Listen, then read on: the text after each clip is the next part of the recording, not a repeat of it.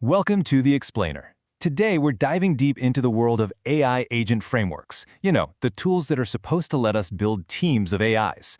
We're going to separate the incredible hype from the, sometimes messy reality. So here's the big question, right? Can we actually get teams of AI agents to build our future? I mean, you've probably seen the demos. AIs working together, writing code, discovering new drugs. The promise is huge, but how much of that is real right now? Let's get into it. Okay, so the core idea behind all this is something called a multi-agent system. And really, it's pretty intuitive. Instead of having one single genius AI that has to do everything, you build a team. Think of it like a human team. You have a planner, a coder, maybe a QA tester. Each one is a specialist. They communicate, collaborate, and hopefully solve problems that one agent just couldn't handle on its own.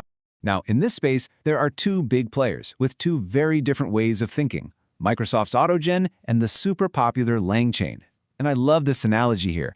AutoGen is like a creative roundtable, while LangChain is the efficient assembly line. They're both trying to get to a finished product, but how they get there? Totally different. Let's unpack what that actually means. So let's start with AutoGen.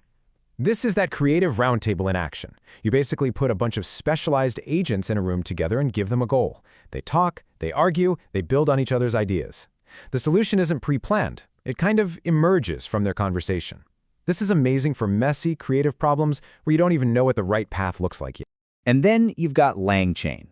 This is the assembly line. It's the complete opposite of that chaotic roundtable. With LangChain, you are the boss. You design a very specific step-by-step pipeline. Step 1, grab this piece of data. Step 2, run it through this model. Step 3, format the output like this. It's all about control, predictability, and building something that does the same thing perfectly every single time. All right, let's put them side by side. This table really nails the key differences. For the basic paradigm, you've got AutoGen's conversation versus LangChain's pipeline. When it comes to ease of use, AutoGen is actually pretty quick to get a prototype going, but LangChain, once you get past that initial learning curve, gives you incredible power. And look at integrations. LangChain has this massive library of connectors, but the biggest trade-off is control. LangChain gives you complete control. AutoGen, well, because the workflow emerges from dialogue, it can be a bit of a wild card. So how do you choose? It really comes down to what you're trying to build. Are you doing something open-ended, something creative? Maybe you want a team of agents to plan, code, and then review that code. AutoGen is probably your best bet for that. But if you need something rock-solid and predictable, like a RAG system that pulls from a specific knowledge base, you want LangChain. For anything where you absolutely need to know what's happening every step of the way, LangChain's your framework. Okay, so we've got the tools, right? Powerful frameworks, brilliant ideas for making AIs work together. It feels like we should be able to build pretty much anything. It sounds amazing. And this is exactly where the story takes a sharp turn, where the hype meets a pretty tough reality. Because we have to ask, how often do these things actually work? I mean, for all the talk of AI swarms solving humanity's greatest challenges, they kind of have to, succeed. And the answer might surprise you. Check out this number, 86.7%. That's the failure rate for some of the best multi-agent systems on certain tough benchmarks. Let that sink in. That means they are failing almost 9 times out of 10. That is a huge disconnect from the slick demos we see online. Something is clearly going very wrong here. This massive failure rate is exactly what a group of researchers noticed. They saw all the enthusiasm, but the actual performance just wasn't there. So they asked the big question, why? Why are these supposedly smart systems falling flat on their face so often? It's obviously not just about making the LLM bigger or better. The problem had to be somewhere else. So, they did something incredible. They became failure detectives. They dug through over 1,600 examples of these agent teams trying and failing to do their jobs. And from all that data, they built something called MAST, which is basically the first ever encyclopedia of why AI agent teams fail. It's a taxonomy, a way to categorize all the different ways these systems can break. And what they found boils down to these 3 main categories. And look at this breakdown. The biggest slice of the pie, almost half of all failures, isn't the AI being dumb. It's system design issues. This is a huge revelation.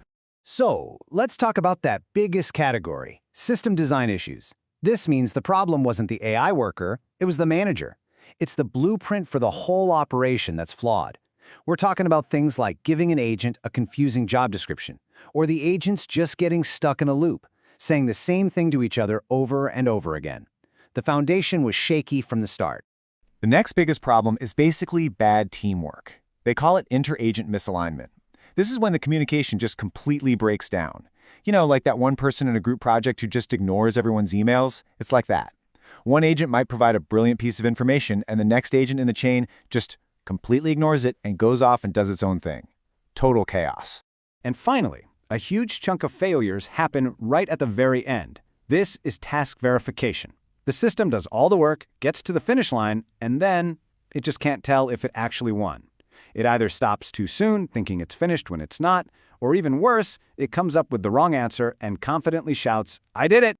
So what's the big takeaway from all of this? It's that building these AI agent systems, it's not magic. You can't just throw a bunch of smart AIs into a chat room and expect a miracle.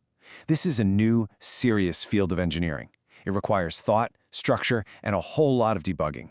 And this quote from the researchers really hits it home. The problem isn't usually the individual agent's intelligence, it's the organizational design. It's about how you structure the team, how you set up the communication lines, how you define success. Think about it. A team of geniuses with a terrible manager is still going to fail. It's the same thing here. We need to be better managers, better architects for these AI teams. Which leaves us with this final, really important question.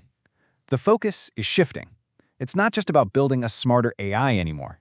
The real challenge, the next frontier, is designing smarter organizations for those AIs to work in. So the question for all of us is, how do we build for true collaboration? How do we design the systems that will finally let these incredible tools live up to their potential?